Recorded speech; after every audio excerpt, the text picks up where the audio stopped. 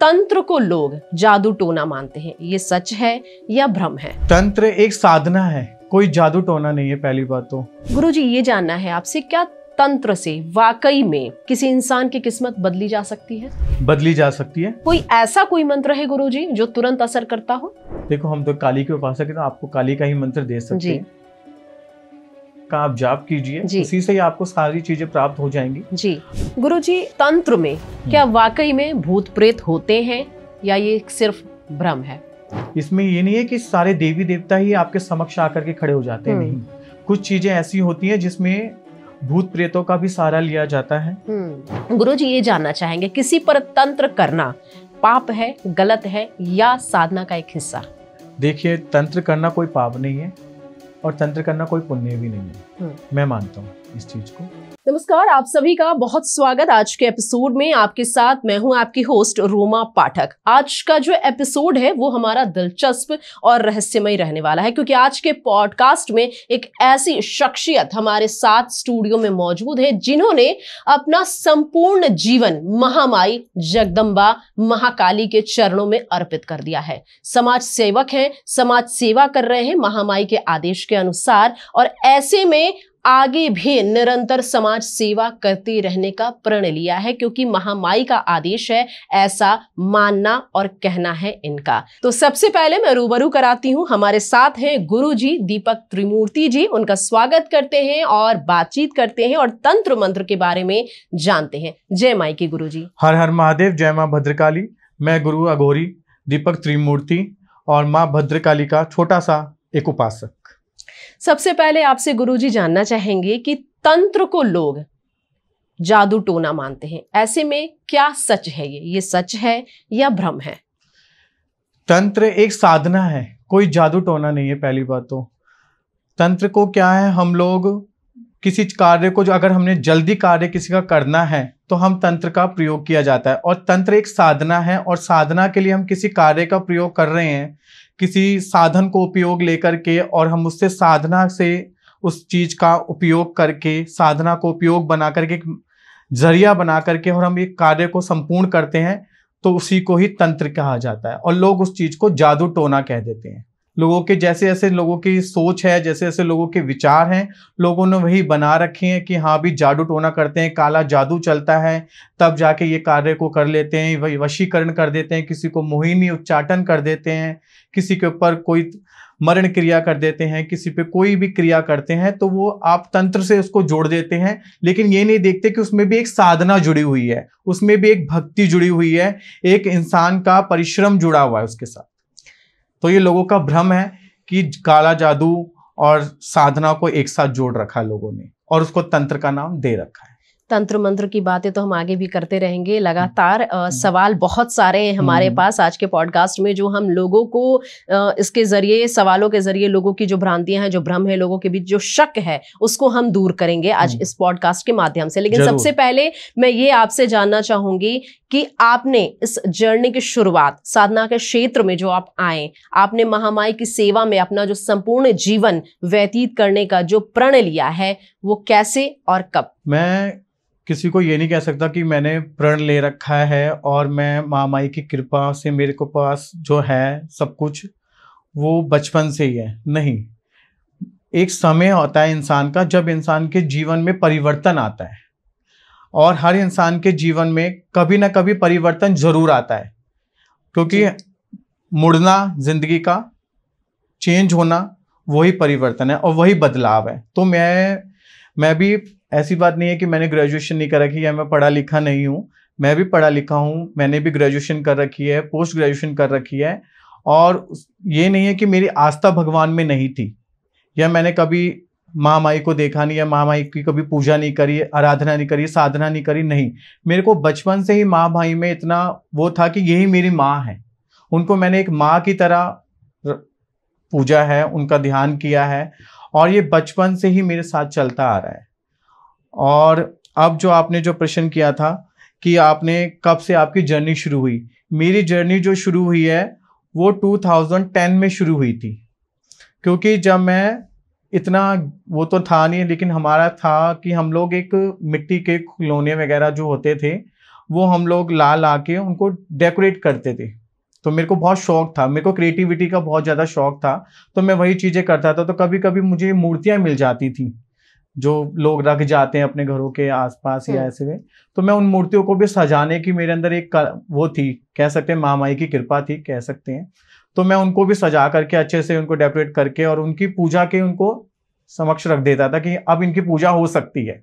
अब मैंने इनको इस लायक कर दिया है कि हाँ भाई अब इनकी मैं पूजा कर सकता हूँ, क्योंकि जो लोग खराब हो जाती थे वो रख के चले जाते थे। तो मेरा इंटरेस्ट था, तो उन चीज़ों को मैं सजाता रहता था। हमारी शॉप थी तो हम उसमें भी आती थी मूर्ति, तो मैं उनको भी डेकोरेट करता था। तो एक दिन काली माँ की मूर्ति आई मेरे समक्ष, तो मैंने उनका विग्रह देखा, लेकिन मेरे को लोग उनसे उनकी मूर्ति को देख करके डर रहे थे। एक डर होता है काली माँ की मूर्ति को देख करके डरना, लेकिन मेरे अंदर कोई डर नहीं था। मेरे अंदर ये था कि इनसे करुणामयी और इतनी कोमल और इतनी निर्मल और इतनी सुंदर जो मेरे सामने आई है आज मैंने देखा है उस चीज को, आज मैंने जाना है कि हाँ माँ तो ये है। तो मेरे बचपन से ही साधना में मैं जुड़ा। तब उस टाइम पे मैं था शायद 11-12 साल का रहा हूँगा, और तब से ही माँ की जब वो मूर्ति आई, जब मैंने उनको सजाया और उनके अंदर एक आस्था जुड़ी, मैंने उनकी पूजा करना शुरू कर दिया। धीरे धीरे मेरी माँ से कब मेरे को पता नहीं चला, कब माँ के अंदर मैं मोहित हो गया या माँ मेरे अंदर मोहित हुई। उन्होंने मुझे अपना भक्त रूप में स्वीकार किया या पुत्र रूप में स्वीकार किया, मुझे भी नहीं पता उस चीज का, लेकिन और आपके सामने हूँ। और धीरे धीरे माँ की समक्ष अब मैंने अपना संपूर्ण जीवन जो भी है, मेरा जो भी जीवन है, मैंने सब माँ के समक्ष रख चुका हूँ और उन्हीं के समक्ष ही रहना चाहता हूँ। बिल्कुल, माई के समक्ष ही रहना चाहते हैं, और ये बहुत बड़ी बात है आज के युवाओं के लिए, नौजवानों के लिए, जो इधर उधर घूमने फिरने में और बाकी जो क्रियाएं हैं वो करने में अपना समय व्यतीत करते हैं, माँ की भक्ति नहीं करते हैं। तो ऐसे में लोगों के बीच एक संदेश है ये कि महामाई के समक्ष जाओ, उनके चरणों में गिरो, उनके चरणों में पड़ो, तो आपको सब कुछ प्राप्त हो जाएगा।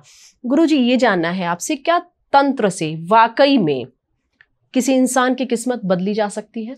बदली जा सकती है, क्यों नहीं बदली जा सकती, बदली जा सकती है, लेकिन उसके भाव और जो वो चीज करना चाह रहा है काम को, वो उसका जो लक्ष्य है वो सही दिशा में होना चाहिए, तो ही हम उसकी चीजों को बदल सकते हैं तंत्र द्वारा।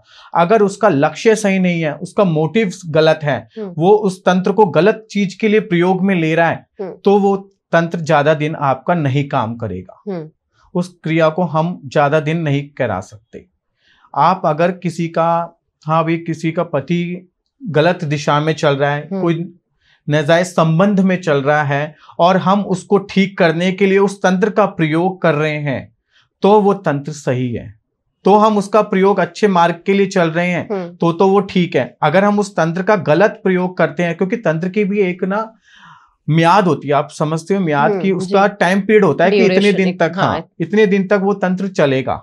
आपने 6 महीने के लिए उसका तंत्र की आपने क्रिया करी कि हाँ भाई 6 महीने तक इनका सॉल्यूशन हो जाएगा और दोनों जने एक हो जाएंगे, हम 6 महीने तक का इसकी म्याद रख देते हैं। और इस प्रकार से कोई भी साधक होता है वो म्याद रख के ही उस कार्य को संपूर्ण करता है। ठीक है, हमने 6 महीने की रख दी और हमने वो गलत कार्य के लिए रख दी कि भैया इसका उच्चाटन हो जाए, दूसरी औरत के साथ लग जाए, हमने गलत के लिए रख दी। तो वो जब म्याद हटेगी तो क्या होगा, उसका पाप किसको मिलेगा?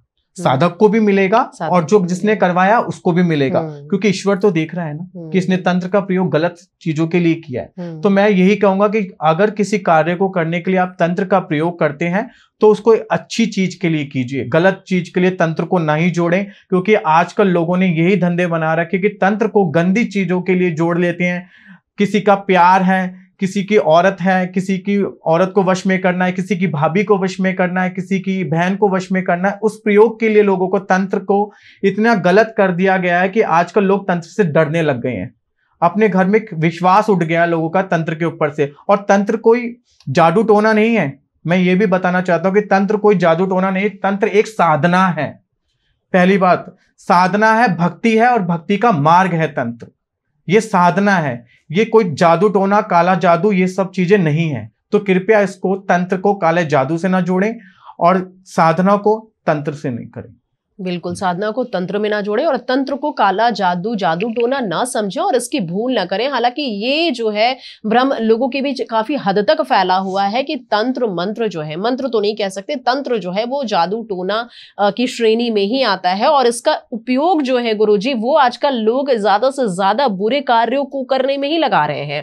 क्योंकि आजकल कलयुग आ चुका है ना, कलयुग में तो सारे कार्य बुरे ही होंगे, अच्छे कहाँ से होंगे।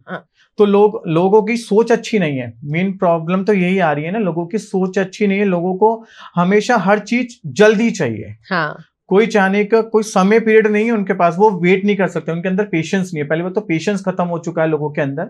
किसी चीज को पाना है, अगर मेरे को ये पानी की बोतल पानी है ना, तो उसको फटाफट जाके पहले खींचनी है उसको, चाहे वो किसी दूसरे के हाथ में क्यों ना हो, वो भले तुमसे ज्यादा प्यासा क्यों ना हो, लेकिन आप उसकी बोतल को छीनने की कोशिश करो। क्यों? क्योंकि आपको सबसे पहले अपनी प्यास बुझानी है। तो लोगों के अंदर मैं का गुरूर भी बहुत आ चुका है, क्योंकि कलयुग है। तो इस वजह से लोगों को परिश्रम करके ही सब कुछ प्राप्त करने के अंदर सक्षम होना चाहिए कि नहीं, पेशेंस रखें हम कि हमें धीरे धीरे कुछ भी प्राप्त हो और गलत निर्णय ना लें, गलत दिशा में ना जाए। लोगों की सोच होनी चाहिए, क्योंकि ऐसा अब हो नहीं सकता है नहीं, ऐसा वक्त रहा नहीं, क्योंकि कलयुग है गुरुजी, है ना। तंत्र शक्ति की हम बात कर रहे हैं, आपने सबसे पहले तंत्र शक्ति कब महसूस की थी? मैंने तंत्र शक्ति कब महसूस की? जब हम साधना कर रहे थे। एक्चुअली क्या, हम लोगों की अलग अलग प्रकार की साधनाएं होती हैं जी। कुछ साधना हम शमशान में करते हैं, कुछ साधना हम अपने घर पे भी करते हैं, कुछ साधना हम अपने आश्रम पे करते हैं, और कुछ साधना ऐसी होती हैं जो हमें नदियों के तटों पे जाके करनी पड़ती है, कुछ साधना हमें एकांत में करके जानी पड़ती है। तो ऐसे ही मेरी एक साधना थी, तो जिसमें हमारे को बोला गया था कि आपको भैरव साधना दी जा रही है और आपको ये एकांत में जाकर के करनी है, और ये शमशान में करना आप हो सके तो। हमारे गुरु जी के आदेश थे, तो हमने उसी प्रकार से, हम शमशान हमारे थोड़ा दूरी पे ही है, तो हम वहां जाकर के अपने आश्रम से थोड़ी दूरी पे हमारा शमशान था, तो हम वहां जाकर के शमशान में बैठ गए, और जैसे जैसे गुरु जी का मार्गदर्शन था वही करके सारी चीजें अपने आप को कीलित वगैरह करके और अपने आप को आसन वगैरह लगा करके और अपना भोग वगैरह जो भी उनका भोग होता है वो सब चीजें हम रख करके और वहां बैठ गए। और उसके बाद हमने अपनी साधना शुरू कर दी। जाप वगैरह जो भी उनके मंत्र थे हमारे, अपने मंत्र से हमने जाप वगैरह शुरू किए, भोग वोग शुरू किए। तो कुछ ही देर, थोड़ी देर बाद ही, क्योंकि क्या होता है जब कोई शक्ति आती है ना, कोई ऊर्जा जब क्रिएट होती है, तो उस टाइम पे क्या होता है कि आसपास में भी जो हमारी नेगेटिविटी होती है ना, वो भी काफी पावरफुल हो जाती है उस समय पे। क्योंकि हमारे अंदर जो पावरफुल, जो एक देवी देवता की पावर एनर्जी जो चल रही होती है, जो कि हम जाप कर रहे होते हैं, चैंटिंग जो कर रहे होते हैं, उसमें भी एक ऊर्जा क्रिएट हो रही है आपकी, ठीक है। और वही ऊर्जा हमारी साधना में भी क्रिएट हो रही है, और आसपास के जो भी नेगेटिविटी है वो भी ऊर्जा उसमें भी बढ़ रही है। तो क्या होता है, जब भी हम कोई साधना करते हैं तो कोई ना कोई देवी देवता अपने साधक का परीक्षा लेने के लिए जरूर आते हैं, और वो भेजते भी हैं, अपने दूतों को भेज देते हैं कि जाओ भाई, ये साधक मेरी साधना कर रहा है और जाकर के इसको थोड़ा देख के आओ कि ये सक्षम है कि नहीं है इस कार्य के लिए, जो ये कार्य करने बैठा है इसमें ये सक्षम है या नहीं है, या मैं इसके समक्ष जाऊंगा तो ये उठ के ना भाग जाए। ये अगर मैं इसके समक्ष जाता हूं, क्योंकि मेरा रूप एक अलग है, मेरे को देखने के लिए वो आंखें नहीं चाहिए, मेरे को देखने के लिए यहाँ की आंखें चाहिए। तब अगर उसके मन में भाव होगा तभी तो मैं उसको देखूंगा, इच्छा होगी उसके अंदर एक श्रद्धा होगी, तभी तो आप ईश्वर को देख सकते हो। अगर आपके अंदर श्रद्धा नहीं है, आपके अंदर विश्वास नहीं, तो आप ईश्वर को कहां से देख लोगे। तो वही है। तो जब हम साधना करने के लिए शुरू किया, तब जब चीजें समक्ष आई, बहुत सी चीजें ऐसी थी, डंकनी, पिशाचनियां और आपके कच्चा कलवा वगैरह, ये सब चीजें होते हैं, 52 भैरव होते हैं, ये ऐसी ऐसी शक्तियां देवी देवता भेजते हैं कि जाओ इनके पास जाओ। और कण पिशाचनी हो गई, ऐसी ऐसी चीजें होती हैं जो साधना में प्रयोग होती हैं, जिनके द्वारा हम लोग भी काम करते हैं और लोग भी करवाते हैं, ठीक है। तो वो चीजें जब सामने आई, तब मैंने जाना कि शक्तियां हैं, साधना से ये चीजें दिखती हैं, और तंत्र मार्ग से आप ये चीजें देख सकते हो। तो वही मेरा सबसे पहला एक्सपीरियंस था, जब वो चीजें मेरे सामने आई, जब मेरे सामने आकर के उन्होंने प्रश्न किए, मुझे काफी उन्होंने जोड़ने की कोशिश करी कि हम इसको उठा सकें, इसकी पूजा को वो कर सकें, लेकिन नहीं, मेरे अंदर एक वो था, अपने गुरु का आशीर्वाद था और ईश्वर की साधना थी, ईश्वर का नाम ले रखा था मैंने, तो बस उसी से मैंने उस चीज से नहीं डरा। तो आज मैं बिल्कुल अद्भुत अनुभव रहा होगा, क्योंकि महामाई की कृपा थी और यही वजह थी कि आप जड़वत रहे, दर्शन आपको हो गए। तो ये अद्भुत पल आपके जिंदगी में आपने बिताए हैं। ये कोई ऐसा कोई मंत्र है गुरुजी जो तुरंत असर करता हो? ऐसा मंत्र चाहिए आपको? मंत्र जो साधारण लोगों के लिए, दर्शकों के लिए जानना है कि कोई ऐसा मंत्र जो भक्ति भाव से, श्रद्धा से लोग करें और आशीर्वाद प्राप्त हो, तुरंत असर करता हो अच्छे कामों के लिए, अच्छे कर्म के लिए? देखो, हम तो काली के उपासक है, तो आपको काली का ही मंत्र दे सकते हैं। ओम क्लीम कालिकाय नमः का आप जाप कीजिए, उसी से ही आपको सारी चीजें प्राप्त हो जाएंगी जी। माँ के बाकी निर्वाण मंत्र हैं, बीज मंत्र हैं, काफी मंत्र माँ के दे रखे हैं, लेकिन आपको मंत्रों में जाने की जरूरत नहीं है। आपके अंदर माँ के लिए श्रद्धा होनी चाहिए, प्रेम होना चाहिए, भाव होना चाहिए। माँ मंत्रों से, साधना से, सिद्धि से माँ प्राप्त नहीं होती है, ये मेरा सोच है। बाकियों की मैं कहता नहीं, लोग किस प्रकार से माँ को प्राप्त करते हैं मैं उनकी नहीं कह सकता। मैं अपनी कह सकता हूं कि मैं माँ को जो मैंने प्राप्त किया है वो मैंने अपनी श्रद्धा से, प्यार से और एक माँ की तरह से प्यार किया है। मैंने देवी को देवी करके नहीं पूजा कि ये देवी है, नहीं, मैंने माँ को माँ की तरह किया है। भले मेरे को जन्म मेरी माँ ने दिया है, ठीक है, जन्म देने वाली माँ मेरी कोई और है, लेकिन मेरे को मेरा पालन पोषण करने वाली जो माँ ही है वो मेरी माँ भद्रकाली ही है, और मैं उन्हीं का ही लाल हूं। मैं ये बहुत बड़ा मैसेज आपने दर्शकों के बीच में दिया है कि महामाई को माई के रूप में पूजा जाए, तभी माँ आपको दर्शन भी देंगी और माई अपनी कृपा भी बरसाएंगी। हालांकि हम कई सारे ऐसे पॉडकास्ट देखते हैं गुरुजी, जिसमें लोग ये बताते हैं, कई तांत्रिक हैं, औघड़ हैं, साधक हैं, ये लोगों को जानकारी देते हैं, मैं भी देखती हूँ कि सिद्धि कर लो तो प्राप्ति हो जाएगी, ये साधना कर लो प्राप्ति हो जाएगी, ये मंत्र कर लो, ये उपाय कर लो, रात को कर लो, दिन को कर लो, ब्रह्म मुहूर्त में कर लो। लेकिन वाकई में ऐसा कुछ होता नहीं है। इस भ्रम से लोगों को निकलना पड़ेगा। सच यही है जो आपने अभी हमें जानकारी दी कि महामाई श्रद्धा से प्रसन्न होती है, सिद्धि से, साधना से प्रसन्न नहीं होती है। सिद्धि से, साधना से आप कार्य करवा सकते हो जी, लेकिन माँ को नहीं पा सकते। जिस रूप में आपको माँ चाहिए, जहां आप खड़े हो जाओ और माँ का नाम लेते हो और माँ आपके समक्ष आके खड़ी हो जाए और माँ कहे कि चल आगे, मैं तेरे साथ खड़ी हूँ जी, वो चाहिए, वो भक्ति होनी चाहिए, वो श्रद्धा होनी चाहिए, वो चाहिए माँ। वो वाली माँ नहीं चाहिए जो आकर के आप लोग मंत्र फूक दिए, हाँ जी मंत्र पढ़ दिए आपने कहीं पे भी खड़े होकर के, और वो कार्य करने लग जाए। वो नहीं, वो क्या होगा, वो कुछ समय के लिए होगा। और जो आप श्रद्धा से और मन से जो माँ को पुकार करके साथ चलोगे, वो एंड तक जाएगी आपके साथ, वो एंड तक जाएगी आपके साथ। और जो सिद्धि करके और मंत्र फूक करके आप लोग उस चीज को प्राप्त करेंगे, वो एंड तक नहीं जाएगी, वो आपका कुछ समय तक ही रहेगी आपके साथ, फिर हट जाएंगी। क्योंकि पता है इंसान का मन जो है वो चंचल है, कब भटक जाए कुछ नहीं पता। और सिद्धियां ऐसी हैं जो आपके मन को भटकाती हैं, लालसा उत्पन्न करती हैं आपके अंदर। सिद्धियां उनको कहते हैं, लालच उत्पन्न होता है आपके अंदर, ठीक है। और जहां लालच आ जाए, मन के अंदर गंदे विचार आ जाए, तो वहां मां नहीं आती। गुरुजी, आपने सिद्धियों की बात की, सिद्धियों से सवाल ये है कि क्या सिद्धियां एक टाइम पीरियड के लिए होती हैं या लाइफ टाइम के लिए? देखिए क्या होता है कि सिद्धियां, मेरा जो कहना है, मैं औरों की नहीं कह सकता, मैं अपनी कह सकता हूं। सिद्धियां जो है वो एक टाइम पीरियड के लिए ही चलती हैं मेरे हिसाब से जो है, ठीक है। क्योंकि आपने किसी चीज की सिद्धि कर ली, आपको वो आजकल देख रहे हो आप कितने सारे वो आ रहे हैं, वो नींबू उड़ा रहे हैं, देखा होगा आपने, बहुत से उसमें नींबू उड़ा रहे हैं, किसी में वो उपला रख करके वो आग सी लगा दे रहे हैं, है ना।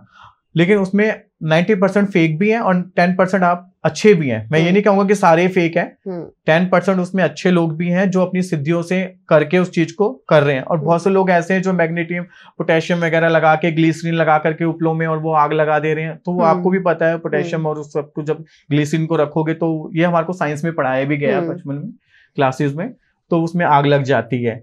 बहुत से क्या है वो नींबू उड़ा रहे, कई लोग तो ऐसे हैं जो धागे लगा करके नींबू को उड़ा के भी दिखाए, मैंने ऐसे बहुत से देखे भी हैं और उनका रील्स वायरल्स भी हुए हैं काफी। तो वो चीज भी है। अब आगे बात सिद्धियों की। सिद्धियों की जो है, आप सिद्धियों से कर सकते हो वो कार्य, क्या संभव नहीं है।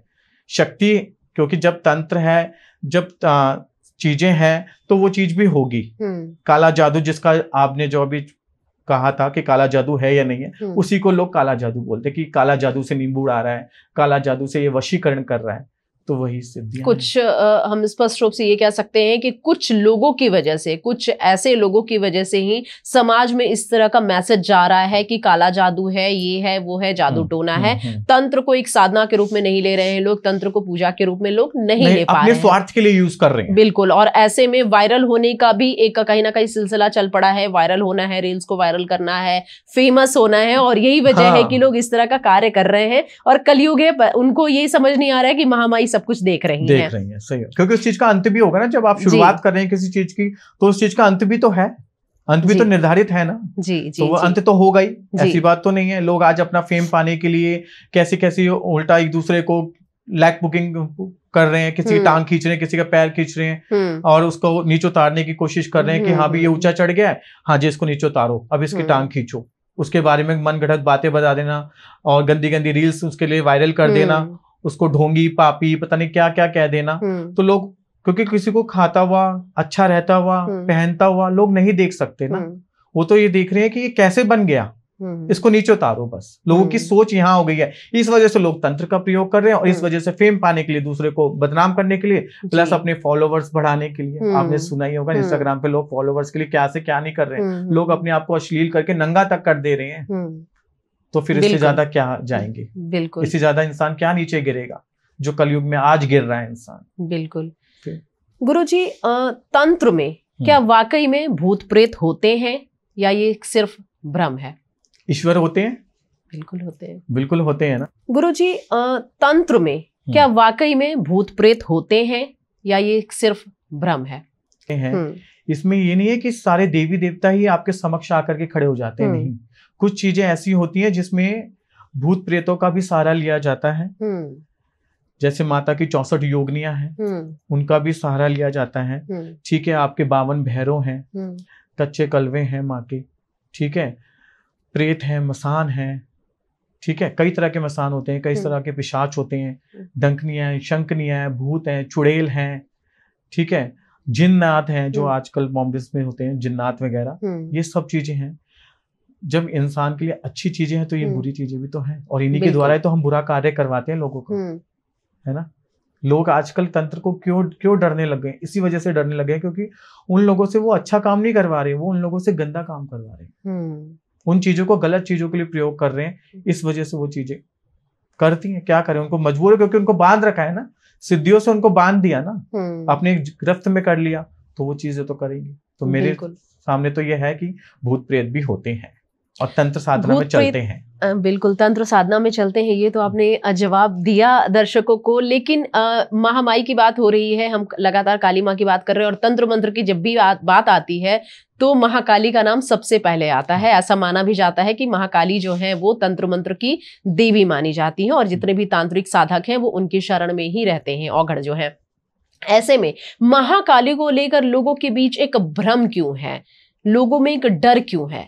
लोगों में डर इसलिए है, लोग ये सोचते हैं कि काली माँ का जो प्रयोग है, काली माँ की जो साधना है, काली माँ की जो पूजा है, वो सिर्फ एक तंत्र के लिए यूज की जाती है। लोगों के अंदर ये भ्रम है, लोग इसलिए डरते हैं क्योंकि उनको ये नहीं पता कि जैसे हम माँ दुर्गा की पूजा कर रहे हैं तो दुर्गा का रूप ही तो काली है। बिल्कुल, दुर्गा का रूप ही तो काली है, और काली तो सबसे सौम्य है, काली से सौम्य तो कोई है ही नहीं देवी, कोई नहीं है। और जो अपने बच्चों के लिए, अपने जैसे अभी आपने प्राचीन काल कितने सालों पहले, हजारों सालों पहले माँ ने भक्षण क्यों किया था? क्योंकि देवी देवताओं को असुरों ने काफी ज्यादा परेशान करने लग गए थे, उनके ऊपर काफी चीजें तहस नहस होने लग गई थी, संसार डोलने लग गया था, तभी तो माँ काली का आह्वान किया गया था। किया तो दुर्गा माँ का आह्वान था, महिषासुर वर्धनी दुर्गा माँ, जिन्हों को सारे देवी देवताओं ने अस्त्र शस्त्र प्रदान किए और कहा कि जाओ अब इस असुर का वध करो जाकर के, ठीक है। और उन्हीं के रूप से ही निकल के काली आई, उन्हीं के रूप से निकल के काली आई, जिन्होंने महिषासुर का वध किया, चंड मुंड को मारा, रक्त बीज का माने, पर वो काली के रूप में ही तो किया ना। वो किस लिए किया, मेरे को ये बताओ, वो किस लिए किया?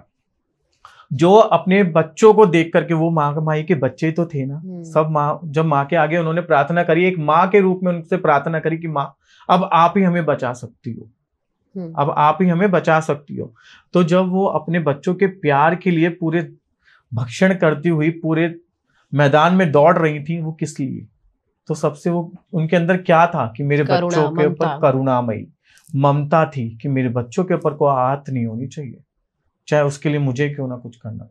तो काट काट के भक्षण करती चली गई, और आगे जाकर के कितनी करुणामयी है, कितनी उनके अंदर ममता थी उस समय पे। तो ये है, तो माँ काली के लिए कोई ऐसे ना सोचे कि माँ काली एक वो है, डरावनी है, या उनको उनके पूजा नहीं कर सकते। बहुत से लोगों के प्रश्न भी थे अभी मेरे पास, मैं देखता रहता हूँ, मेरे इंस्टाग्राम पे आते रहते हैं, तो मेरे से भी लोग प्रश्न करते हैं कि गुरुजी हम घर के अंदर माँ काली की पूजा कर सकते हैं कि नहीं कर सकते, हम माँ काली की मूर्ति को रखें या नहीं रखें। क्यों नहीं रख सकते? माँ नहीं है, मेरे लिए तो माँ है, मैं रख सकता हूँ, आप भी रखिए, एक बार रख के तो देखो उनको। उनके जैसी माँ आपको कहीं दिख भी नहीं सकती। उनके अंदर जितनी करुणा है ना, कितनी ममता है ना, वो किसी देवी में नहीं, मेरा मानना है। बिल्कुल। तो लोगों को इस मिथ्या से, डर से, संदेह से बाहर आने की जरूरत है। और महामाई महाकाली को लेकर आप तमाम दर्शकों में अगर इस बात को लेकर किसी तरह का कोई संदेह है, डर है कि महाकाली की पूजा हम घर में नहीं कर सकते, उनकी मूर्ति घर में नहीं रख सकते, उनकी तस्वीर घर में नहीं रख सकते, तो इस भ्रम से आप कृपया करके बाहर आएं और गुरुजी ने जिस तरीके से मार्गदर्शन किया, गुरुजी ने जो जानकारी दी, जो बताया, उस तरफ आगे बढ़े, उन पद चिन्हों पर चले और महाकाली की पूजा आराम से करें और उनकी कृपा प्राप्त करें, क्योंकि उनसे ज्यादा करुणामयी, दयालु, कृपालु कोई नहीं है। क्योंकि उन्होंने अपने बच्चों के लिए जब देवों को जब जरूरत पड़ी थी, परेशानी में आए थे, तो सबसे पहले वही आगे आई और दैत्यों का भक्षण करते हुए सबकी रक्षा की थी, पूरे संसार को बचाया, पूरे संसार की रक्षा की, देवों की रक्षा की। और सबके बीच आज भी अगर उनको पूजा जाए तो सबसे पहले सुलभ तरीके से वही प्राप्त होती है, श्रद्धा से पूजा जाए। तो आगे हम बढ़ते हैं इस पॉडकास्ट में। गुरुजी ये जानना चाहेंगे, किसी पर तंत्र करना पाप है, गलत है या साधना का एक हिस्सा? किसी पे तंत्र करना पाप है या गलत है या फिर साधना का एक हिस्सा है? अच्छा, देखिए, तंत्र करना कोई पाप नहीं है और तंत्र करना कोई पुण्य भी नहीं है। मैं मानता हूँ इस चीज को, क्योंकि ना तो वो पुण्य में गिना जाता है और ना ही वो पाप में गिना जाता है। क्योंकि हम तंत्र का प्रयोग अगर अच्छे कार्य के लिए कर रहे हैं, अच्छी चीज के लिए कर रहे हैं, किसी का घर बसाने के लिए कर रहे हैं, किसी की समस्या को दूर करने के लिए कर रहे हैं, तो वो तंत्र जो आप कर रहे हैं उससे आपको कोई पाप नहीं लगेगा। अगर आप उसी तंत्र का प्रयोग, उसी साधना का प्रयोग आप किसी का घर उजाड़ने के लिए कर रहे हैं, किसी की माँ की कोख को उजाड़ने के लिए कर रहे हैं आप, या किसी के मार करके अपने फायदे के लिए आप किसी के लिए कर रहे हैं, तो वो तंत्र से आपको पाप भी लगेगा। यही मैं मानता हूं कि आप कोई भी तंत्र करते हैं, आप कोई भी साधना करते हैं, या आप कोई किसी भी ईश्वर की आराधना करते हैं, अपने इष्ट की आराधना करते हैं, तो कृपया करके अपने अंदर किसी के लिए बुरा भाव, बुरी सोच रख करके वो कार्य ना करें, नहीं तो उसका प्रभाव आपको भी भोगना होगा। जो सामने वाला भोगेगा, हाँ, जो सामने वाले के लिए बुरा करेगा तो उसके लिए भी तो कुआं खुदा हुआ है।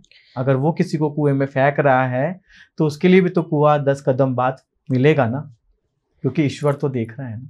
बिल्कुल। ऐसे भी लोग आजकल समाज में घूम रहे हैं गुरुजी, जो चंद पैसों के लिए, चंद रुपयों के लिए दूसरों के घरों को बर्बाद कर रहे हैं और गलत तंत्र का प्रयोग करके लोगों के घरों को नष्ट कर रहे हैं, अशांति फैला रहे हैं और अपना फायदा, सिर्फ और सिर्फ अपना फायदा उन्हें मिल रहा है, ईर्ष्या की वजह से। जी बिल्कुल। तो ऐसे में कहीं ना कहीं साधक और तांत्रिक पर भी इसका असर पड़ता है। जरूर पड़ता है जी, क्योंकि वो अपनी भक्ति लगा रहा है ना उस चीज को करने के लिए, अपनी ऊर्जा तो व्यर्थ कर रहा है ना उस चीज को करने के लिए, भले उसको उसके पैसे मिल रहे हो। आजकल लोग पैसों के लिए क्या नहीं कर रहे हैं, आजकल लोग पैसों के लिए भाई भाई का खून कर रहे हैं, अपने माँ बाप को नहीं देख रहे हैं, पैसों के लिए, जायदाद के लिए, जमीन के लिए, दौलत के लिए क्या नहीं कर रहे हैं। तो वो साधक एक अगर पैसे लेकर के कोई चीज कर रहा है तो उसके ऊपर प्रभाव नहीं पड़ेगा, क्योंकि पुण्य और पाप का निर्णय करने वाली तो महामाई है, तो उसके ऊपर भी फर्क जरूर पड़ता है और उसके बच्चों पे भी पड़ता है। ऐसी बात नहीं है कि खाली साधक को ही उसका दुख भोगना पड़ेगा या उसका फल सिर्फ खाली साधक को ही मिलेगा, नहीं, उसके पूरे परिवार को मिलता है वो चीज, उसकी कई पीढ़ियों को मिल जाता है। अगर किसी का शराब लग जाए तो वो कई पीढ़ियां उसकी उजड़ जाती हैं, वो शराब से मुक्त नहीं हो सकता कई पीढ़ियों तक। तो ऐसा नहीं है कि साधक के ऊपर नहीं लगता है, उसका पाप लगता है और उसका असर साधक को भी होता है। तभी तो साधक अपने आप को किलित करके बैठता है। क्यों बैठता है? कि मेरे ऊपर कोई चीज का, बुरी चीज का अटैक ना हो। लेकिन ठीक है, आपने थोड़ी देर के लिए अपने आप को किलित कर लिया, लेकिन आगे जब समय बढ़ेगा, जब चीजें जब उसकी ठीक होंगी तो आपके ऊपर भी तो उल्टा मारेंगी ना वो चीज, इफेक्ट तो जरूर पड़ता है। ऐसी बात नहीं कि नहीं पड़ता, पड़ता है। क्या एक साधारण व्यक्ति साधना करके शक्तिशाली बन सकता है? बन सकता है, क्यों नहीं बन सकता।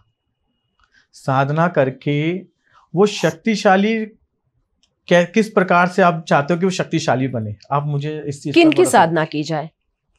आप किस प्रकार से शक्तिशाली बनाना चाहते हो उसको, मुझे पहले ये चीज बता, क्योंकि नहीं, शक्तिशाली ये बहुत बस प्रकार से होता है। एक कॉमन सवाल है गुरुजी कि क्या शक्तिशाली एक साधारण व्यक्ति भी बन सकता है साधना करके? 10 साल नहीं, 15 साल नहीं, 2 साल 3 साल अगर उसने भगवती को साधना दिए, करके आप ईश्वर को प्राप्त करते हो, हाँ हाँ, शक्तिशाली नहीं बन सकते। अच्छा शक्ति तो सिर्फ एक ही है, शिव और शक्ति जी, उसके मुकाबला तो कोई खैर कोई संसार में कर ही नहीं सकता जी, तो शक्तिशाली तो मैं कहूंगा नहीं, इस हाँ, शब्द का मैं प्रयोग नहीं करूंगा इस जी, जगह पे कि शक्तिशाली बन सकता है, वो नहीं कहूंगा। मैं ये कह सकता हूं कि हाँ, ईश्वर की आराधना करके आप हर चीज पा सकते हो, आप अपनी जरूरतों को पूरा कर सकते हो एक साधना के मार्ग से, आप मृत्यु तक भी टाल सकते हो। अगर आपको मृत्यु का भय है तो आप वो भी टाल सकते हो, माँ की आराधना करके, साधना करके, माँ का, ईश्वर का नाम लेकर के आप उसको भी टाल सकते हो। लेकिन वो कुछ समय तक, क्योंकि आपकी जो किस्मत में, भाग्य में जो लिखा है वो तो नहीं मिट सकते आप, क्योंकि वो महामाई ने पहले ही लिख चुकी है।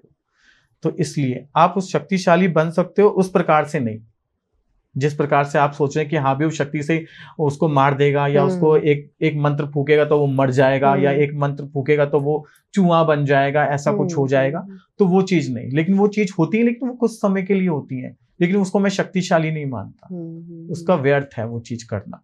मैं कहता हूं कि अगर आप साधना करना चाहते हो, भक्ति मार्ग करना चाहते हो, तो माँ को पाओ, बजाय ये सब चीजें करके साधना। शुरुआत में जब हमने पॉडकास्ट शुरू किया था गुरुजी, तब हमारी बात हुई थी, आपने बताया था कि आप साधना करने शमशान गए थे और ऐसे में कई सारी जो एनर्जीज थी, एंटिटीज जो थी, वो आपके समक्ष आई थी और आपसे संवाद हुआ था। ऐसे में मैं एक कोई ऐसा पल जानना चाहती हूँ, हमारे दर्शक जानना चाहते हैं कि क्या किसी आत्मा से आपका आमना सामना इस तरीके से हुआ है, संवाद हुआ है?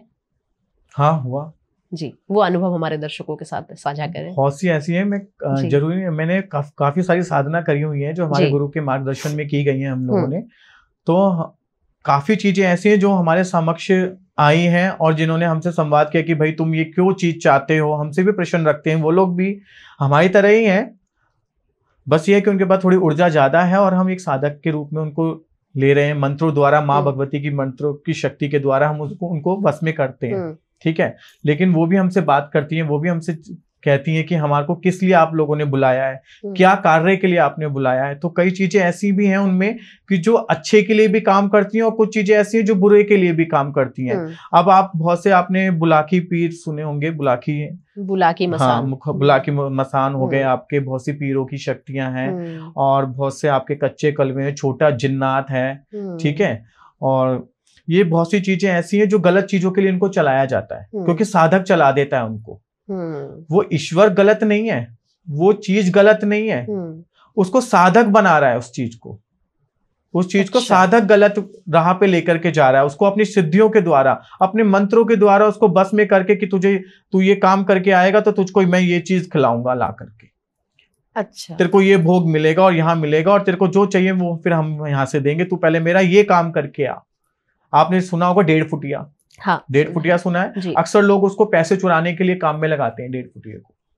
अच्छा। जब बच्चा मर जाता है तो उसको लोग क्या करते हैं, जब वो उसकी लाश जो गाड़ी जाती है, गाड़ने के बाद बहुत से जो साधक होते हैं तो ये क्या करते हैं, उसकी लाश को निकाल के ले आते हैं, ला करके उसको सिद्ध करते हैं, ठीक है। उसकी लाश को लेकर के उसके अंदर भूसा वगैरह भर करके और उसको सिद्ध कर लेते हैं, सिद्ध करके उसके अंदर आत्मा वापस से आ जाती है और उससे फिर काम करवाते हैं। वो एक बच्चा रूप में हो गया ना। आप बच्चे को चॉकलेट या टॉफी दोगे तो बच्चा काम नहीं करेगा आपके लिए, आपकी बात मानेगा, 100% मानेगा वो बात, क्योंकि उसको पता है मुझे टॉफी मिलेगी यहाँ से, ठीक है। तो हम बच्चे को जिस टाइम पे हम टॉफी देते हैं, बच्चे को बोल देते हैं बच्चे शोर नहीं करना, आप इधर बैठ जाओ, तो बच्चा बैठ जाएगा, क्योंकि उसको पता है मुझे टॉफी मिली है, जब तक मैं टॉफी खाऊंगा तब तक मेरे को शांत बैठना है, क्योंकि मुझे दूसरी टॉफी तभी मिलेगी। तो उसी प्रकार से साधक करता है कि हाँ भी तेरे को मैं ये भोग दूंगा और ये कार्य करना है और तू जाकर के उसके घर का ये कार्य करके ला, तो वो करके लाएगा नहीं। तो लोग यही है, तो गलत कर्मों के लिए भी लोग इस्तेमाल करते हैं ऐसे एंटिटी को, और साधक ही चलाते हैं। साधक ही चलाते हैं, तो साधक के सामने ये सब चीजें आती, क्या समक्ष रहती हैं। अच्छा, क्या तंत्र और धर्म एक दूसरे के विरोधी हैं? तंत्र और धर्म, तंत्र एक अलग है और धर्म एक अलग है, ठीक है। तंत्र क्या है, एक साधना है, जैसे मैंने आपको पहले भी बताया, तंत्र एक साधना है और धर्म आपके जाति, ठीक है। जाति को आजकल लोगों ने धर्म जो है, जैसे सनातनी धर्म हो गया, एक मुस्लिम धर्म है और बहुत से धर्म हैं, जाति बना रखी हैं जो बना, ठीक है। तो तंत्र क्या है, एक मस्जिद में बैठने वाला मौलाना भी कर रहा है, ठीक है, तंत्र साधना वो भी कर रहा है ना, लेकिन उसको क्या दिया जाता है, रूहानी कर रहा है वो, ठीक है। और एक हिंदू अगर साधक है, एक धर्म का है, तो उसको वो कहेगा, क्या कहेगा, काला जादू कर रहा है, ठीक है। दोनों के वर्ड्स अलग अलग हो गए। तो क्या है कि धर्म के अंदर और तंत्र का लेना देना दोनों का अलग अलग है। तो कोई भी धर्म का इंसान तंत्र को कर सकता है, मेरा मानना ये है। इसमें धर्म और तंत्र का कोई भी मेल नहीं है। आप कोई भी इंसान धर्म का किसी भी धर्म का इंसान हो, वो तंत्र कर सकता है। गुरुजी, शमशान साधना क्या सच में होती है? वहां क्या अनुभव होता है? शमशान साधना होती है जी। शमशान साधना के साथ साथ शमशान के अंदर काफी साधनाएं की जाती हैं। और जितनी भी हमारे को क्या है, बहुत से लोग होते हैं शमशान में जाने से भी डरते हैं कि नहीं शमशान में नहीं जाएंगे, और शमशान में जाकर के अगर किसी की मृत्यु में जा रहे तो आकर के नहाएंगे धोएंगे और कहेंगे कि नहीं हम तो अशुद्ध हो गए, हमारे तो धागे अशुद्ध हो गए, हमारी ये सब चीजें अशुद्ध हो गई। और ये नहीं पता शमशान ही सबसे शुद्ध है। जब मृत्यु और जीवन का मेल हो रहा है, मृत्यु और जीवन का मेल हो रहा है, वो तो उससे ज्यादा पवित्र जगह तो कोई हो ही नहीं सकती शमशान से शुद्ध। लोग कहते हैं ना अशुद्ध जगह है, शमशान में हुआ है आप तो अशुद्ध हो गए, नहीं, सबसे शुद्ध जगह है वो। और शमशान के अंदर ही सारी साधनाएं हैं, क्योंकि ईश्वर का वास ही वहीं से है। जो शमशान काली चल रही है, जो कहते हैं कि तंत्र की देवी कहां से चल रही है, शमशान से तो चल रही है वो। तो शमशान से ही सारी साधनाएं जुड़ी हुई हैं, और जितनी भी साधनाएं वो शमशान में ही बैठकर जो करी जाएंगी वही परिपूर्ण है मेरी नजर में। जी। क्या तंत्र विद्या से शादी और प्रेम को नियंत्रित किया जा सकता है? ये सवाल मैंने अभी आपको भी बोला भी था कि तंत्र से आप किसी भी चीज को कर सकते हो। मैंने उस चीज को निगलेक्ट नहीं किया कि आप तंत्र से किसी चीज को नहीं कर सकते। आप तंत्र से हर चीज को पा सकते हो, लेकिन उसका एक टाइम पीरियड ही रहेगा। आप प्रेम पा रहे हो, ठीक है, मैंने अब मेरे पास बहुत से बच्चे आते हैं, ठीक है, कि गुरुजी हमारा प्यार चला गया है और इसको ला दीजिए, मेरी लाइफ से चली गई है, इसने मुझे ब्लॉक कर दिया है, और किसने 6 महीने हो गए, 7 महीने हो गए और वो मुझसे बात नहीं कर रही है। तो फिर मैंने क्या कहा कि ठीक है मैं कर दूंगा तेरा वशीकरण से। एक साधना वशीकरण भी है जिसमें हम एक डॉल बनाते हैं, डॉल बना करके जिसका करना है उसके बाल वगैरह लेकर के उसका साधना वगैरह करके उसमें मंत्र फूंक करके हम उसका वशीकरण कर देते हैं, ठीक है। उसका भी फिर हम लोग भी तो अपने प्रोटेक्शन के लिए हम क्या करते हैं, उस चीज को, जिस चीज से हम उसको तंत्र के साधना से, किसी भी शक्ति से, किसी भी ऊर्जा से हम अगर उस चीज को कर रहे हैं तो उसका एक टाइम पीरियड भी हम भी तो लेके चलेंगे ना, क्योंकि टाइम पीरियड तो हमें भी चाहिए ना। अब मुझे पता है कि हाँ भी इस बच्चे ने मेरे को बोला है कि मेरा प्यार वापस आ जाए, बस कैसे भी करके मेरा प्यार वापस आ जाए, उसके बाद तो गुरुजी मैं संभाल लूंगा। ठीक है बेटा, तेरा 3 महीने के लिए मैंने वशीकरण कर दिया, 3 महीने बाद वो वशीकरण हटेगा नहीं। जो हमने जो उसकी म्याद जो रखी है, जैसे मैंने आपको भी बताया था, म्याद जो मैंने उसकी रखी है 3 महीने की रखी है, तो वो जब वो खत्म होएगी, जब वो म्याद हटेगी तो क्या होगा फिर उसके बीच में फिर से वापस से उसी जगह पे आ जाएंगे। तो आपने तंत्र से काम तो कर दिया, लेकिन क्या हुआ, अलग हो गए ना। तो फिर हम जोड़ सकते हैं, हम शादी भी करवा सकते हैं, सब कुछ करवा सकते हैं, लेकिन जो अंदर से जो चीज हो ना, जो कुदरती हो, ईश्वर की इच्छा से हो, वही सबसे अच्छा है। बजाय हम लोग ये तंत्र का और इन सब चीज का प्रयोग करके किसी चीज को भुसला के और किसी चीज को बहका करके हम जो किसी चीज को अपने वश में करते हैं, तो मैं तो यही मैसेज देना चाहूंगा सब लोगों को कि वो चीज ना करें। अगर आपका है कोई, अगर आपका प्यार आपका है तो वो आपसे कभी दूर नहीं जाएगा, और जो आपका है ही नहीं वो आप उसको 10 तालों में भी बंद कर लोगे ना, तब भी आप उसको नहीं पा सकते। तो मैं तो यही कहूंगा, प्रेमी जितने भी आज के जो भी लव बर्ड्स जो आजकल हैं, मैं उनको यही मैसेज देना चाहूंगा कि अपने प्यार को एकदम फ्रीडम छोड़ दो। वो आपका होगा तो आपके साथ रहेगा, और अगर आप तालों में बंद करके उसको पाना चाहोगे तो वो वहां से भी उड़ जाएगा। बिल्कुल, किसी भी रिश्ते को जबरदस्ती बांध कर नहीं रखा जा सकता, ऐसा कहना हमारे गुरुजी का। और कहीं ना कहीं ये तमाम युवाओं के लिए एक मैसेज है जो इस ओर बढ़ते जा रहे हैं कि तंत्र मंत्र करा लेते हैं, हमें हमारा प्यार मिल जाएगा, हमारी शादी बनी रहेगी, या शादी हमारी टूट जाएगी, तलाक करवा लेते हैं। बहुत सारी ऐसी क्रियाएं कराते हैं तांत्रिकों के द्वारा, फेक तांत्रिकों के द्वारा, और ऐसे में आगे जाकर उन्हें सिर्फ और सिर्फ हानि ही मिलती है, उनका नुकसान ही होता है। तो ऐसे में ऐसे ही फैसले ना लें जिससे कि उनकी जिंदगी उन्हें परेशानियों का सामना करना पड़ा, आगे के भविष्य में करना पड़े।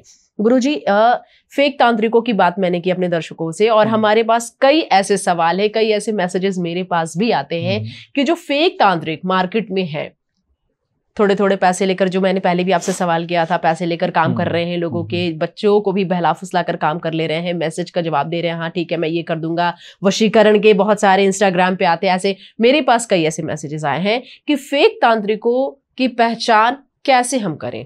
इनकी पहचान करना पहली बात तो बहुत मुश्किल है। हाँ, ठीक है, क्योंकि लोगों के अंदर इतना भ्रम भरा हुआ है ना, हाँ, इतनी बहका रखा है ना, पब्लिक को इतना बहका रखा हाँ, है कि वो पहचान कर नहीं पाते। और क्या होता है कि इसका जब कोई तरीका होगा हाँ, जिससे हम पहचान सके। हाँ, इसका तरीका तो मेरे पास भी नहीं है, मैं पहले बताऊं इसका तरीका तो मेरे पास भी नहीं कि फेक लोगों को पहचाने कैसे। क्योंकि क्या होता है जब हम कोई परेशानी में होते हैं ना, तो हमारी माइंड जो है ना, वो हमारी जो बुद्धि जो है वो काम करना बिल्कुल बंद कर देती है, और हम बिल्कुल ब्लैंक हो जाते हैं उस समय पे।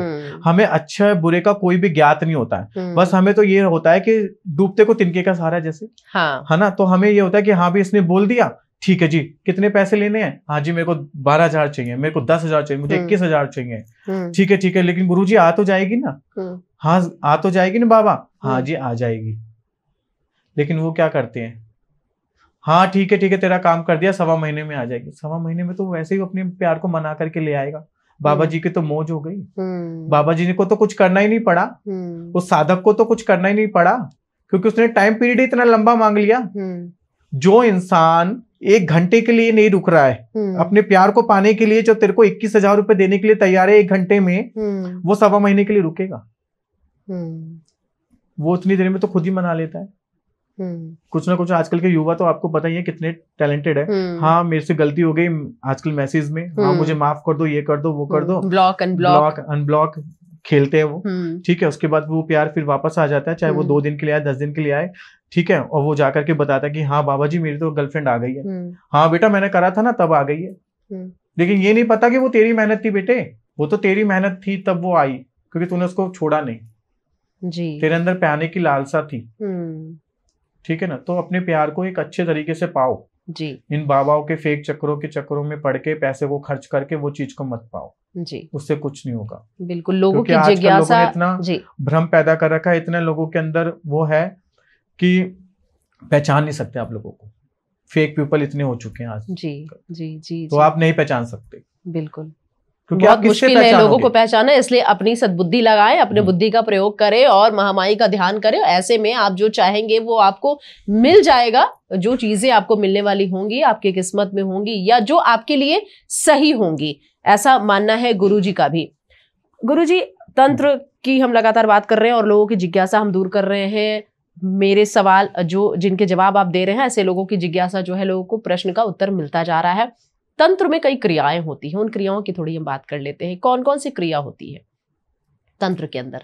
तंत्र के अंदर सबसे ज्यादा जो क्रिया जो चलती है आजकल लोग जो प्रयोग कर रहे हैं, हाँ, वो एक वशीकरण क्रिया सबसे ज्यादा चलती है। क्योंकि हर कोई किसी ना किसी को पाने की लालसा में है, और सबके अंदर एक लालच है, ठीक है, कि मुझे आज मेरे पास 10 करोड़ रुपए हो जाए तो मैं आज सफारी ले लूंगा, आज मैं बंगला बना लूंगा, ठीक है, आज मेरे सामने ये सुंदर सी नारी जा रही है, आज ये मेरे बस में हो जाए, तो उसके ऊपर क्या करेंगे, मोहिनी वशीकरण करवाएंगे उसको, ठीक है। सबसे ज्यादा जो ट्रेंडिंग में जो चल रहा है ना आजकल, जो तंत्र क्रिया जो सबसे ज्यादा ट्रेंडिंग में चल रही है वो वशीकरण चल रही है, आपने सुना होगा। हाँ, और ये शुरू से चलती आ रही है, प्राचीन काल से चलती आ रही है। आपने सुना होगा कामाख्या में भी औरतें क्या करती थी, आदमी को क्लिप भी बना लिया करती थी, इतने तंत्र चलता था कामाख्या में, है ना। कामाख्या से आगे एक जगह है, एक जगह है, और वहां पे लूना चमारन जो साधक थी, हाँ, तो उसी के नाम से तंत्र किया जाता था, बहुत साधक थी वो, और उसी का ही वो एक शहर बना हुआ है वहां पे, एक गांव कस्बा सा बना हुआ है जिसके अंदर वो सब चीजें होती हैं। तो वहां पे यही चीज होता था, आदमी अगर कोई सुंदर सा स्मार्ट सा दिख गया तो औरतें अपनी क्लिप बना लेती या चूहा बना करके उसको घर में पाल लेती थी। जब उसको अपनी लालसा पूरी करनी होती थी तब उसको वापस पुरुष के रूप में ले लेती थी, तो वो भी एक साधना थी। तो वही प्रकार है। गुरुजी, आप कामाख्या गए हैं? हाँ जरूर गया हूँ। कैसा अनुभव हुआ कामाख्या में? कहते हैं, जो सुना है हमने लोगों से, कि अगर शक्ति का अनुभव करना है तो कामाख्या ही जाओ। और वहां साक्षात देवी है, साक्षात आपकी एक अंदर से ऐसी ऊर्जा वहां पे आपको एक महसूस होती है ना। उस गर्भगृह में कहीं पे भी वहां पे कोई मूर्ति नहीं है, सिर्फ एक दिए की छोटी सी रोशनी के अंदर माँ की एक शिला है, जो माँ का योनि आकार है में शिला है, वो भी ढकी हुई है। और वहां से निरंतर जल बहता रहता है माँ का। और उसके अंदर जब आप गर्भशिला में जब आप जाएंगे ना, जब आप उसके अंदर, तो आपको एक अलग ही एनर्जी महसूस होगी और आपके अंदर इतनी पावर आ जाएगी ना, आपके खुद ब खुद, चाहे वो साधक हो या ना हो, नॉर्मल इंसान के अंदर भी इतनी ऊर्जा महसूस करेगा ना वो, कि उस जैसी शक्ति मैंने आज तक कहीं पे भी महसूस नहीं की है, किसी भी दरबार में नहीं, किसी भी ईश्वर के स्थान पे नहीं की, जितनी शक्ति मैंने वहां कामाख्या में ऊर्जा को महसूस की है। निरंतर ऊर्जा है वहां, और माँ की सबसे शक्तिशाली, और तंत्र ही वहीं से निकला है, बिल्कुल। तंत्र शब्द का की उत्पत्ति जो हुई है वो वहीं से तो हुई है। गुरुजी, तंत्र विद्या का जो ज्ञान है, क्या सिर्फ पुरुष ही प्राप्त कर सकते हैं, साधक बन सकते हैं, या महिलाओं के लिए भी है? महिला भी साधक बन सकती है? क्यों? जैसे अभी आपने मुझसे एक प्रश्न किया था लूना जमाना, तो वो एक क्या थी? स्त्री तो थी, और तंत्र की सबसे बड़ी साधक थी, तो ऐसा क्यों नहीं हो सकता? महिला भी साधक बन सकती है। जब तंत्र को सिद्ध करने वाली देवी एक महिला हो सकती है, तो साधक क्यों नहीं हो सकती? गुरुजी, क्या साधना से मृत्यु को टाला जा सकता है? हाँ जी, साधना को मृत्यु को टाला जा सकता है, लेकिन उसके लिए भी कुछ समय के लिए, ये नहीं जो आपकी किस्मत में लिख दिया गया है कि आपको इस दिन आपकी मृत्यु है, या आपको इस दिन का ये है, जाना है, आपको ईश्वर के समीप जाना है, तो वो टाला जा सकता है, लेकिन उसके लिए आपके पास उतनी साधना होनी चाहिए, उतनी भक्ति आपके पास होनी चाहिए, और उतनी शक्ति महामाई की आपके पास होनी चाहिए, जो ईश्वर से आप समक्ष खड़े होकर के और माँ से अपनी जीवन के लिए कुछ समय और मांग सकें, तब आप उस मृत्यु को टाल सकते हो। और वो साधना के लिए आपके कितने जीवन बीत जाते हैं, तब जाके वो साधना प्राप्त होती है। ठीक है, और हर कोई वो साधना नहीं कर सकता। और मेरा सोचना ये है कि हाँ, साधना से टाली जा सकती है, लेकिन कुछ समय के लिए, कि माँ मुझे अभी अपने बच्चों का अपने बच्चों का पालन पोषण करना है, या मुझे अभी माँ एक कार्य और करना है, तो मुझे कृपया करके जो मैंने आपके जीवन में, अपने जीवन में आपकी भक्ति की है, इतनी की है, तो उसका मुझे बस माँ ये फल दे दो कि मेरी मृत्यु थोड़े दिनों बाद हो जाए। जी ठीक है, वो भी माँ काली के हाथ से। जी, दक्षिणा काली। ठीक है।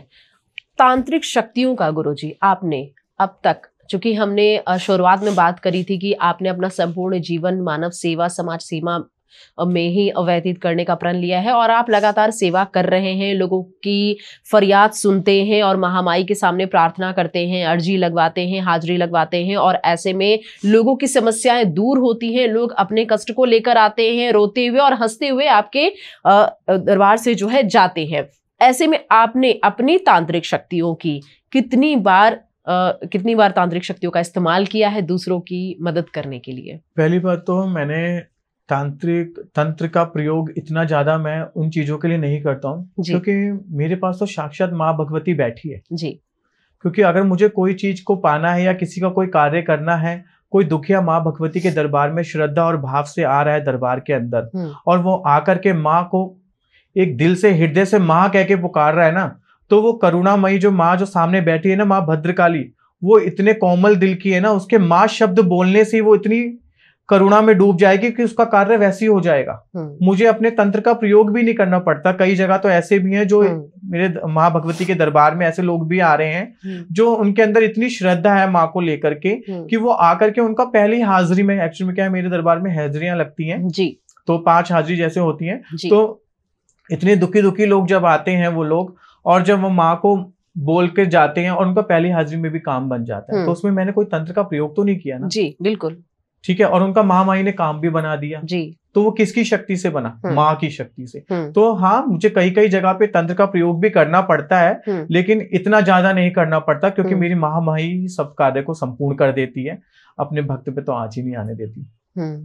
बिल्कुल, तो महामाई ही कृपा कर देती है और यही वजह है कि तांत्रिक शक्तियों का उपयोग आपने कम से कम किया है। काफी विषम परिस्थिति जब रही होगी तभी आपने इसका इस्तेमाल, वो भी अच्छे कार्यों के लिए, बिल्कुल किया होगा। तंत्र में गुरुजी क्या देवी देवताओं की भूमिका होती है या सिर्फ एक ऊर्जा होती है? नहीं, आपने तंत्र में देवी देवताओं की भूमिका क्यों नहीं है? क्योंकि ऊर्जा कहां से आएगी? ऊर्जा भी तो उत्पन्न जो होएगी, जो आप साधना करेंगे किसी इष्ट को रख करके या किसी देवी देवताओं को रख करके, उनको अपना इष्ट मान करके, उनको अपने आप को एक साधक बना करके, कहां से किया? ईश्वर की आराधना करी तभी तो वो साधना आपके पास आई, तभी तो वो ऊर्जा आपके पास आई। तो ऊर्जा का महत्व कहां से आया? ईश्वर से तो आया। तो ईश्वर को रख के ही ऊर्जा आपके अंदर उत्पन्न हो सकती है। बिना ईश्वर की ऊर्जा कहां से लाओगे आप? चूंकि आपके हजारों शिष्य हैं गुरुजी, ऐसे में एक सवाल मेरा गुरु शिष्य से रिलेटेड भी है आपसे, कि क्या तंत्र बिना गुरु के सीखी जा सकती है? बिना गुरु के तंत्र के जो क्षेत्र में जाने की लोग इच्छा रखते हैं, लालसा है जिनकी कि मैं साधक बनूं, साधना करूं, क्या जा सकते हैं? नहीं, मैं ना कहूंगा इस चीज को जी, कि नहीं जा सकते जी। गुरु का जीवन में बहुत बड़ा महत्व है जी। और गुरु के मार्गदर्शन में अगर आप कोई साधना करते हैं, आप कोई तंत्र क्रिया करते हैं, तो वो ही परिपूर्ण होती है। जी। आप गुरु के मार्गदर्शन के बिना किसी चीज को करना चाहेंगे तो वो आपको प्राप्त नहीं होगी, नुकसान होगा, उसका आपको नुकसान भोगना पड़ेगा। और वो कभी भी, क्योंकि जब हम कोई साधना करते हैं, कभी कोई चीज करते हैं, तो उसकी हमें परीक्षा भी लेता है ईश्वर। ठीक है, जब उस टाइम पे जब वो परीक्षा होगी और कोई बुरी शक्तियां आपके समीप आकर के कोई आपके ऊपर अटैक करेंगी, तो आपके पास तो प्रोटेक्शन है ही नहीं, आपके ऊपर पास तो किसी चीज का आशीर्वाद है ही नहीं, तो आपको प्रोटेक्ट कौन करेगा? आपका गुरु ही तो करेगा। तो मैं तो यही कहूंगा, ये मेरा मैसेज सबको जाना चाहिए कि तंत्र साधना अगर कोई करता है या कोई भी किसी भी देवी देवता की कोई भी अपनी इष्ट की साधना करता है, तो वो अपने गुरु के समीप होकर ही करे, गुरु के मार्गदर्शन में रहकर ही करे। वो बिना गुरु के मार्गदर्शन के कोई भी साधना, कोई भी सिद्धि ना करे, नहीं तो उसका नुकसान आपको खुद और आपके परिवार को भी भोगना पड़ सकता है। बिल्कुल, जैसा कि गुरुजी ने बताया आप तमाम दर्शकों को, और मैं भी एक बार इस बात को दोहराना चाहूंगी कि बिना गुरु के कुछ भी प्राप्त नहीं होता है। अपने जीवन में गुरु का जो स्थान है वो ईश्वर के समान, ईश्वर तुल्य ही होता है, और ऐसे में ईश्वर से मिलाने का काम आपके गुरु ही करते हैं। और तंत्र साधना हो या किसी भी क्षेत्र में आगे बढ़ना हो, कवच का जो कार्य है वो गुरु ही करते हैं। इसलिए गुरु जो है वो सर्वोपरि है। अगर आप भी साधना के क्षेत्र में जाना चाहते हैं, तंत्र के क्षेत्र में जाना चाहते हैं, तंत्र साधना करना चाहते हैं, तो सबसे पहले अपने गुरु का चयन करें, सोच समझकर चयन करें, और एक बेहतर गुरु के साथ ही आप आगे चलें। हालांकि महामाई ही आपको रास्ता भी दिखाएंगे कि कौन आपके गुरु बनेंगे और किनको आपका गुरु बनाना है। गुरुजी, एक सवाल ये है कि क्या आप किसी तांत्रिक यंत्र का या ताबीज का इस्तेमाल करते हैं? हाँ, करते हैं, क्योंकि साधना में तंत्र, यंत्र, ये सब चीजें चलती हैं। यंत्रों के बिना, क्योंकि क्या है, देवी देवताओं के कोई ना कोई यंत्र बने हुए हैं। आपने देखा होगा, लक्ष्मी यंत्र आता है, सरस्वती यंत्र है, आपका वशीकरण यंत्र है, आपका काली यंत्र है। तो हर एक यंत्र की एक भूमिका है और उसका एक महत्व है। ठीक है, तो हमें भी उन चीजों का प्रयोग करना पड़ता है।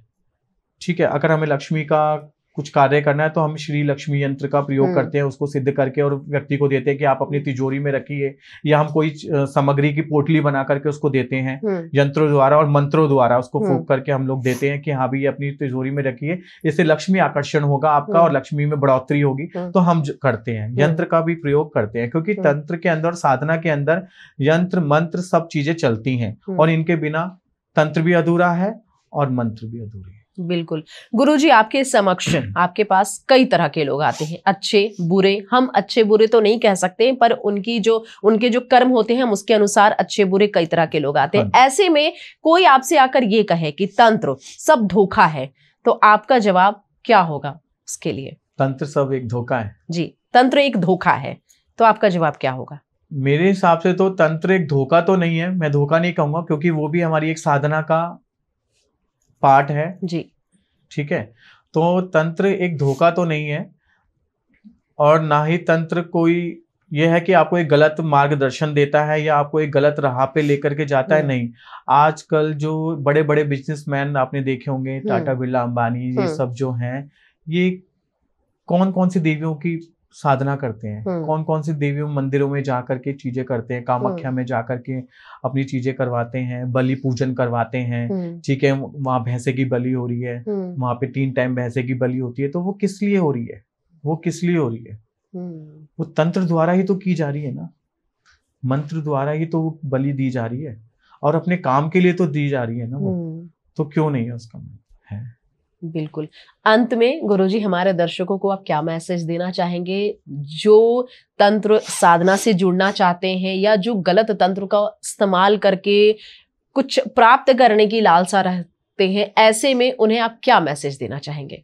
मैं उनको यही मैसेज देना चाहूंगा कि आप अपने इष्ट से जुड़िए, और जिसको आप अपना इष्ट मानते हैं, जिसको अपना आराध्य मानते हैं, आप उसकी साधना कीजिए, और उसकी साधना भी आप एक गलत विचार लेकर के, गलत मन में सोच लेकर के ना करें। अगर आप किसी देवी की साधना करते हैं तो उसको एक माँ समझ के करें तो मेरे लिए ज्यादा अच्छा हो जी। तो मैं यही मैसेज देना चाहूंगा कि अगर आपको कोई भी चीज करनी है, कोई भी साधना करनी है, तो एक श्रद्धा और भाव और दिल से करें, उसको गलत प्रयोग करके ना करें। बिल्कुल, ये संदेश हर वर्ग में पहुंचना चाहिए कि माँ के रूप में अगर आप महामाई को पूजते हैं, देवी मानकर नहीं पूजते, माँ के रूप में अगर आप पूजते हैं, तो आपको सब कुछ प्राप्त हो सकता है। और गुरु के शरण में रहकर अगर आप कुछ सीखना चाहते हैं, कुछ समझना चाहते हैं, जिज्ञासा जो भी है आपकी साधना के क्षेत्र को लेकर या साधना को लेकर, तंत्र मंत्र को लेकर, तो आप आगे बढ़ सकते हैं गुरु की शरण में रहकर। गुरुजी आपका बहुत बहुत शुक्रिया, बहुत बहुत धन्यवाद हमारे पॉडकास्ट से जुड़ने के लिए। और आगे भी हम कंटिन्यू करेंगे, आगे भी हम जो लोगों की जिज्ञासा, जो सवाल आते रहें, क्योंकि सवाल तो पूरे हमारे आज हुए नहीं है, जो सवाल रहेंगे वो हम आपसे पूछेंगे और लोगों को तमाम जो है उत्तर इसके मिलते रहेंगे। हम आगे भी जुड़ेंगे। बहुत बहुत आपका धन्यवाद। जय माता की। जय माई की। तो आज के पॉडकास्ट में इतना ही। हमारे साथ थे दीपक त्रिमूर्ति, हमारे गुरुजी, जिन्होंने तमाम जानकारियां दी, लोगों को भ्रांति से बाहर निकाला, और ये सबसे बड़ा संदेश उन्होंने दिया कि लोग गलत संगत में पड़कर, गलत तंत्र मंत्र करके अपनी इच्छा की पूर्ति ना करें। तो हर क्षेत्र में, हर वर्ग को ये समझना होगा कि तंत्र और मंत्र गलत नहीं है, सिर्फ उसका इस्तेमाल करने वाला अच्छी सोच रखने वाला होना चाहिए, और अच्छे काम को करने के लिए ही इसका इस्तेमाल करें, इसका उपयोग करें, और महामाई के शरण में, अपने इष्ट के शरण में लगातार बने रहें, गुरु के चरण में पड़े रहें। धन्यवाद।